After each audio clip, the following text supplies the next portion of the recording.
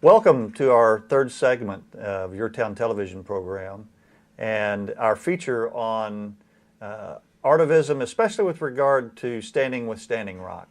And what's happening in Standing Rock now that we've gone past the time where everybody's in the field at the reservation, but now we've talked about with Lauren and Chuck the great work being done with documentary work and storytelling and film. But right here in our area in Santa Cruz, we have the Romero Institute, which is a magnificent social justice activist organization, and we're fortunate enough to have Kelsey Hill, who is their social media director. And I want to welcome you. We're going to do this through social media. Kelsey's in our office, and so welcome, Kelsey, to YourTown. Hi, thanks for having me. Yeah, well, this is fun. We're getting to actually use our technology here and be creative, and so here you are getting to have a full-time career and job at the Romero Institute, to where your job is to make the world a better place. So tell us a little bit about the Romero Institute, how it got here, and then tell us about how you got to it and what it feels like working for this organization. Okay, so the Romero Institute is a 501(c) federally recognized nonprofit that focuses on social justice issues and dismantling threats to the human family. So right now, our main focus is Native sovereignty and issues relating to that, like the Dakota Pipeline, and also working to create regional solutions to global climate change. We've also done things in the past in the line of constitutional protection and rescinding the Doctrine of Discovery from the Vatican. So we've had our hands in multiple different things. But the Romero Institute is the successor of the Christic Institute, which did a lot of social justice work several decades ago. I came to the Romero Institute as an intern because as a history major at UC Santa Cruz, a year ago, I was took Danny Sheehan's classes actually, and Danny Danny's one of the leaders of the Romero Institute. Yeah, he is our lead counsel. He was involved in like the Karen Silkwood, Iran-Contra, Pentagon Papers, like all those cases, and so from Christic he became one of the leaders of the Romero Institute, and he teaches classes at UCSC sometimes. I took them. I became an intern, and then I developed a knack for social media, and here I am today. Wonderful, wonderful. Well, that's a good segue maybe into this next part. I know your social media deals with the Lakota People's Law Project, and it also deals with the Green Power Initiative and probably many other things. But I wanted you to start with talking about the social media that you use, how it gets out there, and let's say specifically with Standing Rock, how it's helped to raise awareness and build allies for Standing Rock. Maybe if you could talk about that a little bit. Yeah, I'm going to talk about this question in two different realms. First, I want to talk about allies that we've made online, or how we kind of disseminate information online. And then I kind of want to talk about allies on the ground, because I think that social media has an influence of connecting people online, but also in person as well. So for online, you can read statistics ad nauseum about how many people are getting their news and information about current events from Facebook or Twitter or Instagram, or just, general social media feeds. And so I think that Standing Rock really epitomizes the importance of social media, because for, say, a Californian, earlier in the No DAPL fight, they might not have read about the Dakota Access Pipeline in their local paper or seen it on their local news station. But because of things like Facebook and Twitter and Instagram, people could know the exact experiences of water protectors on the ground from a very early moment in the Standing Rock battle.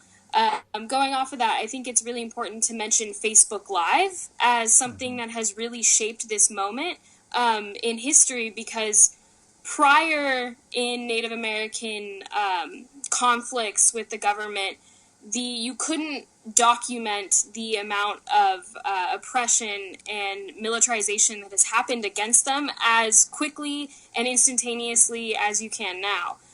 For instance, I think that the attack dogs that Dapple's private security company used against water protectors, that was a key moment. I think that really galvanized a lot of people on social media, saying that 500 years ago, Spanish colonizers were using dogs against unarmed Native Americans, and now here in the United States in North Dakota in 2016, they're using dogs against unarmed Native Americans. So I think that social media helps to connect a lot of those bigger, broader points through the course for the narrative of this country.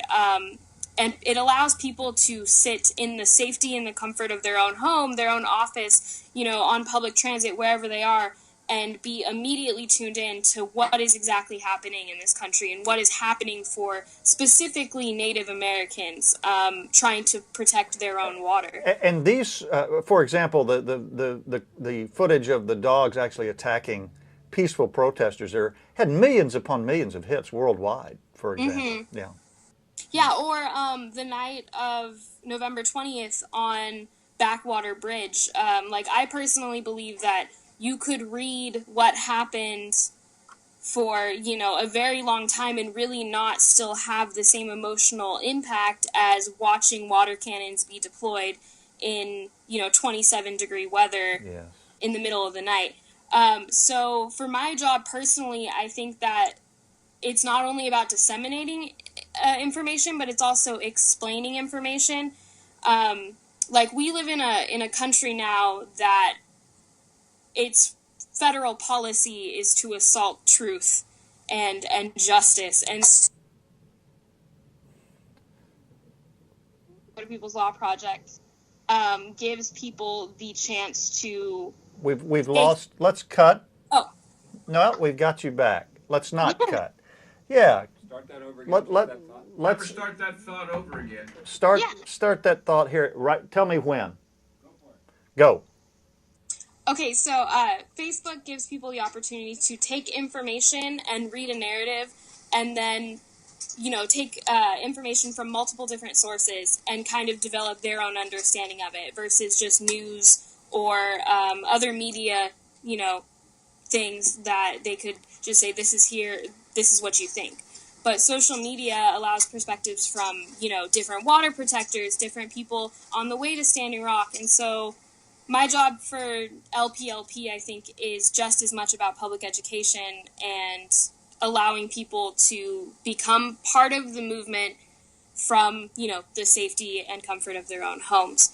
And with the hashtag #NoDapple, there is this immense feeling of solidarity for people who have never traveled to Standing Rock or who have never, been involved in something like the fight to protect water. Right. And so I think it's this massive solidarity movement that has really shaped the Standing Rock movement as a whole. Mm-hmm. Yes. Well, and so this might be a real nice segue into, here's this very powerful social media, and I agree with you. I have my trusted sources that I go to see, let's call it the unvarnished story, the real investigative journalism that's going on, that's not being filtered through the corporate media. And dummied down and or just kept out entirely. So this is very important aspect of your job and in assisting with that, especially with Standing Rock through Romero. But you were saying, okay, the next piece is how do we actually build on the ground action through this and people coming forward. And so yes, one step is to build this network across the nation and across the world in our homes watching through the social media, but then it has to do something more for us to have a movement, I believe, and I think this is what you wanted to address. So maybe talk about how that works a little bit. Yeah, so for on-the-ground allies, I think it's really important because even though we compartmentalize our lives into online and offline, those different sections still have an effect on each other. So for instance, when somebody was at Standing Rock, if they had a press pass and or a media pass, and they were taking photos of ceremony or of the sacred fire or things they shouldn't be taking pictures of. And people saw them online, and people knew you were with a certain outlet or website or Facebook or whatever. They weren't going to trust you, So building allies on the ground means that and when I say allies, I mean like Native American allies, but also other water protectors who are in Standing Rock. It means not only having a trusted kind of voice online, but also acting that out in real life. So, even though a really good picture of a water ceremony would get me a lot of likes or follows or whatever on Facebook, it's not worth the trust or disobeying the trust, I guess, of the water protectors who wouldn't agree with that action, if that makes sense. Well, it makes complete sense. I was at Standing Rock for 3 weeks myself. Oh. And I actually volunteered for the Standing Rock, the Seti-Sakawan media team. And so we were there as a group of volunteers getting stories out to tell the truth about the prayerful nature, the nonviolent nature. And all you had to do was just cover what was there in a way that was just straightforward and in a way that was respectful of the tribal customs and what they wanted there. And then there was let's call it the professional media that came in, and they were kind of like, we call them hunters. You could tell they were hunting for some sort of sensationalized story that didn't actually tell the breadth and the truth in the fullness. And so, yeah, I was very much part of that. So I do understand it. And you were talking about how just having the social media feeds help distinguish between the two, right? Mm-hmm. Yeah. And also, like, not necessarily in Standing Rock, but social media, I think, plays a big role into getting people to actually take action versus just use a hashtag. While as a social media director, I am very pro slacktivism, as they call it.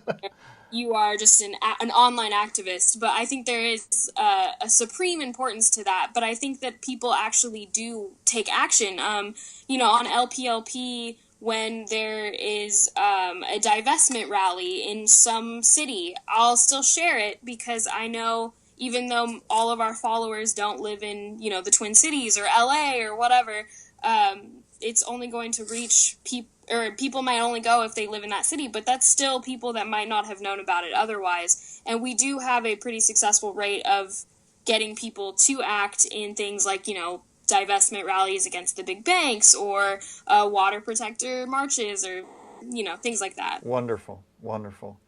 Yeah, and so other things that I'm sure your social media deals with, for example, the Green Power Initiative, that's a local initiative. Talk to folks about what it is and then how you're working with your social media. Okay, so the Romero Institute is named after Archbishop Oscar Romero because of his commitment to social justice principles. And so when Pope Francis released Laudato Si I don't know if it's been over a year, several years ago, but his papal encyclical about caring for the environment and caring for our common home, he says that, it's everyone's moral responsibility, whether they're Catholic or not, to act on climate. So after that happened, the directors of the Romero Institute decided that, we need to create something that can actually act as local, scalable solutions to climate change. And so Green Power is that solution.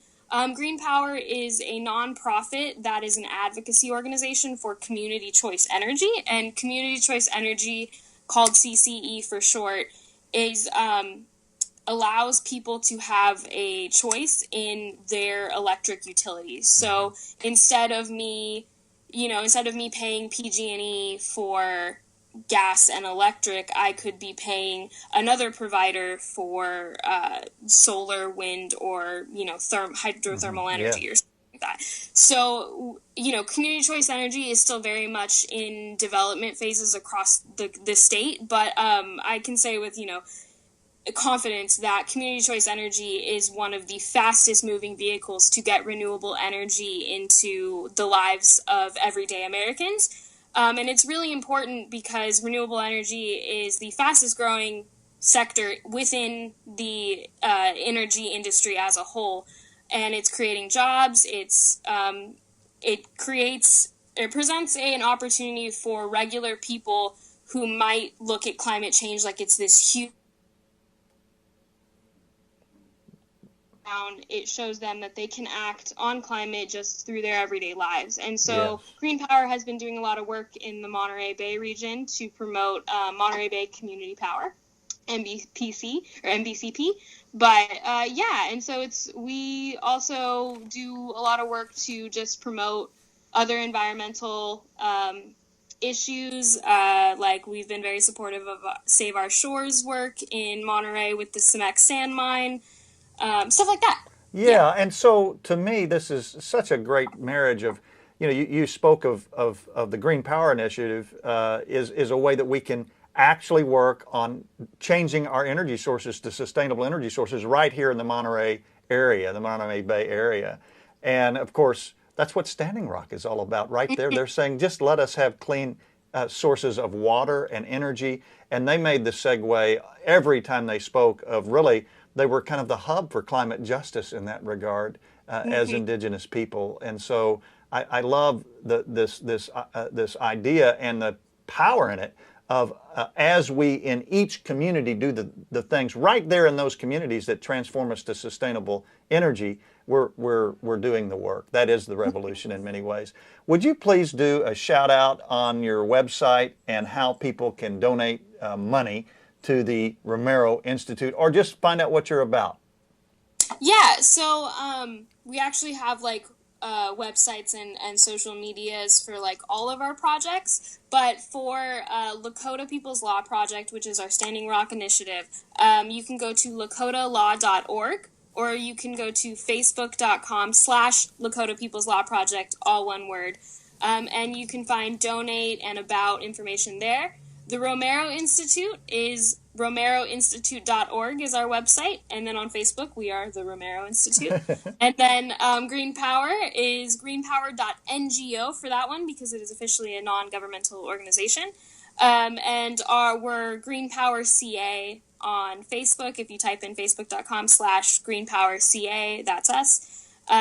But yeah, I really, if you're engaging with our social media sites, it's me or one of our team members behind the veil. So reach out, ask questions. If you have any concerns, I'm always here to help. Well, Kelsey, I really appreciate your time with us here today. And my show, my program focuses on something I call artivism, the intersection between art and activism. And when you start talking about acting in a way that lives out of that deep wellspring in your soul, whether you're writing something down in a piece of in a poem, or whether you're working at the Romero Institute, it's kind of all the same thing. And I want to finish here with what Walt Whitman had to say about that as we run out of time. This was his introduction to Leaves of Grass.